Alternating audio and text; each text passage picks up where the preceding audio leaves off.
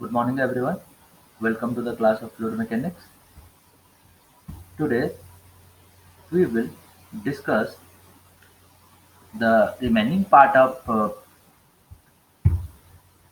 surface tension. In the previous class, we have covered surface tension of a liquid droplet and we have solved some numericals on that. Today, we will cover surface tension of a hollow bubble and surface tension of a liquid jet. So, there is a difference, small difference between our water droplet and hollow bubble. The difference is, in case of your water droplet, in case of your water droplet, what you have this, if this is your water droplet, this is the droplet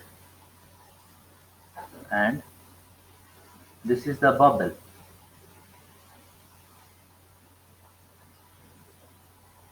The difference is, in case of water droplet, the inside material is homogeneous, the same material throughout the volume of droplet. Whereas in case of bubble, we have air here. This is the membrane, generally made up of liquid, and again air is here. So this is the case of the hollow bubble. A hollow bubble generally we consider as a soap bubble has a two contact surfaces with the air. One surface is inside, another surface is outside. So in this case, what is happening?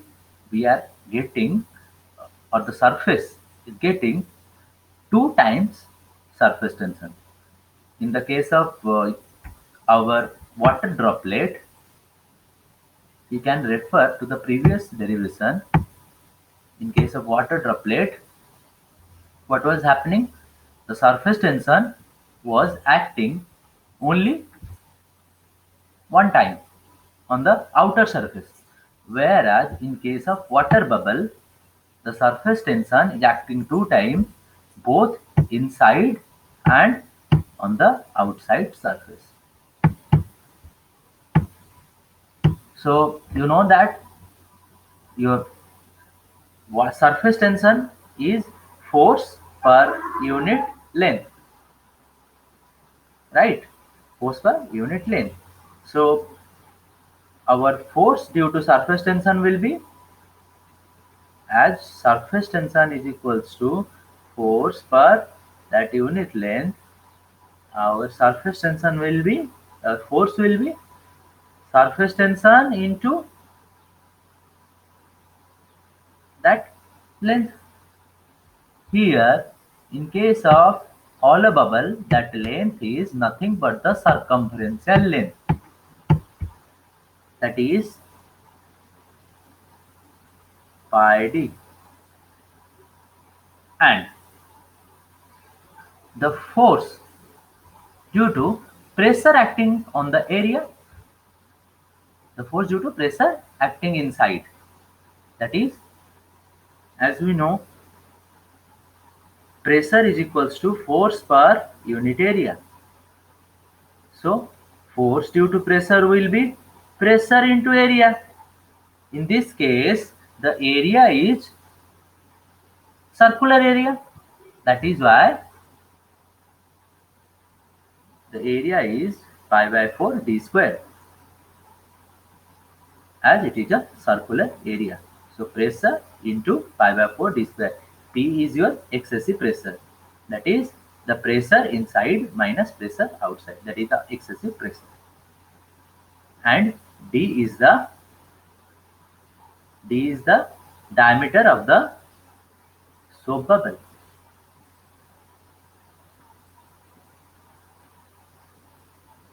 So under the condition of equilibrium, we know our two forces will be equal. That means the force due to surface tension will be equals to the force due to pressure.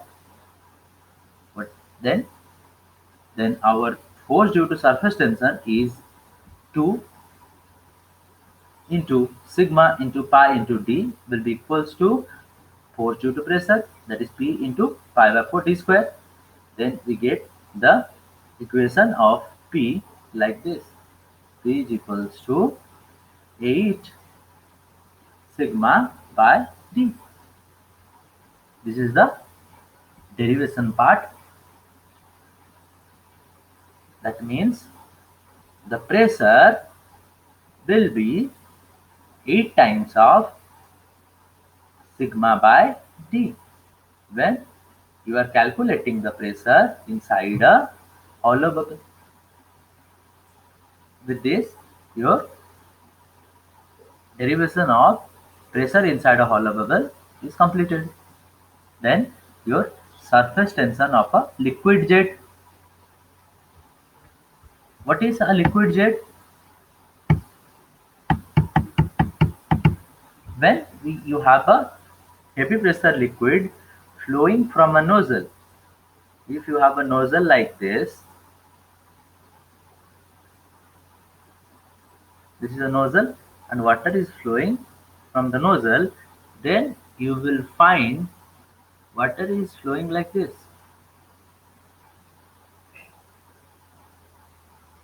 And this is nothing but the jet. What here we will not consider only water, we will consider everything, every liquid. This is the jet. So consider a liquid jet. Generally jet have cylindrical shape. Consider the liquid jet of diameter d. This is the diameter of the liquid jet d and length L. This is the length of the liquid jet. P is the pressure intensity inside the liquid jet above the outside pressure, or you can say the excessive pressure that is present inside the liquid jet. That is our inside pressure minus outside pressure. Sigma is the surface tension of the liquid. Already we know d is the diameter, L is the length of the liquid jet. Under the equilibrium condition, consider what you do. You consider a semi-jet. Semi-jet is this one. This figure is a case of semi-jet where you have divided the whole liquid jet into two parts, or you have put a cut section on the liquid jet. Then again that same case arises. You need to consider two things. One thing is force due to pressure, another thing is force due to surface tension. So what is the force due to pressure? Again, as I have mentioned earlier, we know that pressure is equals to force per unit area. So force will be pressure into area. Here the area is this L into D. That the area of the semi-jet. This part is L and this part is D. This is D and this part is L.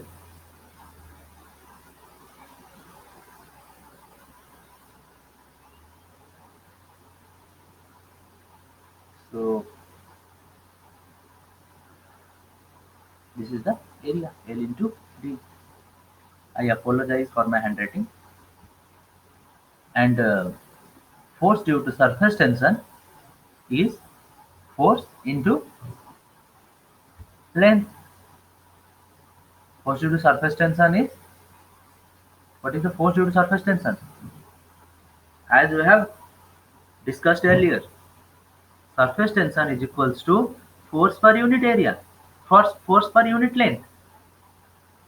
Then force will be equals to sigma or surface tension into length. So in the case of our liquid jet, what is the length? That is the 2L, because we are in case of semi jet we have L on this side, L on this side, that combinedly make 2L. So as we know, under equilibrium we have the our two forces will be equal, that is force due to pressure will be equals to force due to surface tension. Then we can equate the equation. Our first equation, force due to pressure is equals to P into, that is the excessive pressure, into length of the liquid jet into d, diameter of the liquid jet, is equals to surface tension sigma into 2 times of length of the liquid jet.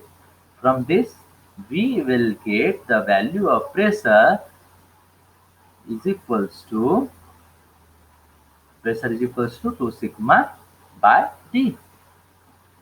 So with this we have calculated the pressure inside the liquid jet. Then we consider the case of surface tension, or when the surface tension is given. With this we have completed the three conditions of surface tension. First is our droplet. Droplet. If we consider the case of droplet, what is the pressure? Pressure is 4 times of sigma by d. In case of bubble, what is the pressure? Pressure is 8 times of sigma by d. Then what is the pressure in case of liquid jet? Pressure is 2 times of sigma by d. So you find sigma by d common everywhere.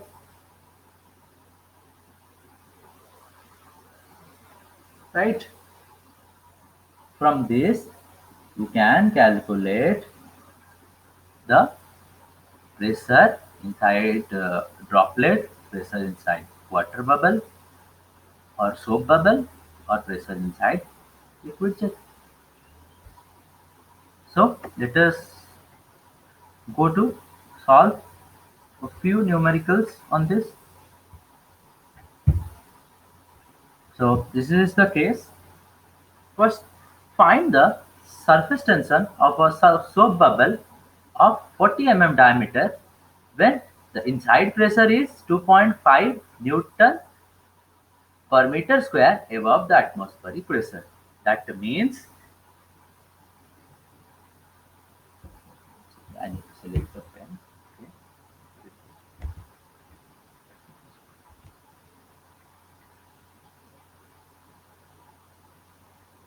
So this, consider this as a soap bubble.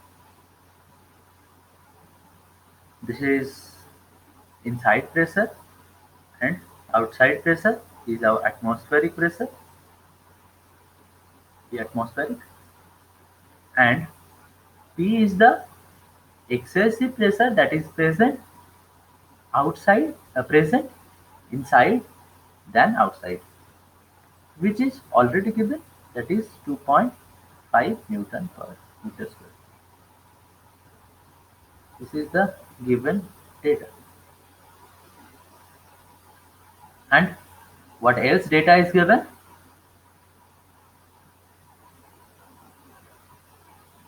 The diameter of the soap bubble, which is equals to 40 mm. As we know, soap bubble has air outside as well as air inside, and this is the membrane separating the air. So we know on the two surfaces the surface tension acts. And what is the formula for pressure inside a soap bubble? P is equals to 8 sigma by d. You know that thing. And here the pressure is in Newton per meter square, that is in SI system of unit. whereas diameter is in mm. We need to convert that into meter. So 40 mm will be equals to 40 into 10 to the power minus 3 meter. So what is our, we can write the formula again. P is equals to 8 sigma by d. Then what is the value of sigma? Sigma is equals to P into d by 8. So sigma is equals to P. What is the value of P? 2.5. D 40 into 10 to the power minus 3 divided by 8. From this, you can calculate the value of sigma, and the unit is Newton per meter. This is very simple. This is the case of our soap bubble. So we will go to the next problem, but the next problem is the task for you. I will help you in solve it, but I will not solve this. The pressure outside the droplet of water is given 10.32 Newton per centimeter square. See, the pressure outside the droplet of water of diameter 0.04 mm is 10.32 Newton per centimeter square. Atmospheric pressure. Calculate the pressure within the droplet if the surface tension is given 0.0725 of water. So what is given? Let us solve. So this is a task. I will not solve. I will help you in solving. This is the droplet.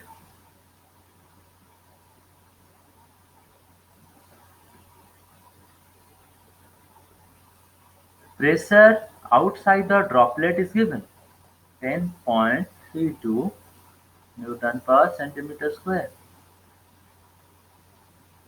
Then diameter of the droplet is given 0.04 mm. Convert this into meter. Then surface tension is given 0.0725 Newton per meter. It is in meter and D is in meter. So we know that for a water droplet, pressure is equals to 4 sigma by D. With this, you can calculate by putting the values of sigma and D. You can calculate the pressure. The unit will come Newton per meter square. Now we know that P is equals to Pi minus Po. So Pi will be equals to P plus Po. So we got P and we have Po, but Po is Newton per centimeter square. You need to convert this into meter. Either you convert this into Newton per meter square or you convert this into Newton per centimeter square. Keep whatever you do, keep same unit in case of P and Po. So you will get the final answer depending upon your unit, that is Newton per centimeter square or Newton per meter square. You can calculate in any of them, but you need to convert one as per that. If you will calculate in Newton per meter square, you convert Po into Newton per meter square. If you want to calculate in Newton per centimeter square, you convert P into Newton per centimeter square. So this is the task. I have helped you how to solve the problem. With this, we have completed everything related to our surface tension. In the very next class, we will discuss capillarity, a phenomenon which is due to surface tension. We will discuss that capillarity. We will derive the expression for capillary rise. We will derive the expression for capillary fall. After that, we will solve some numericals on that also. Till then, thank you. Okay, I'm ending the class. Thank you all.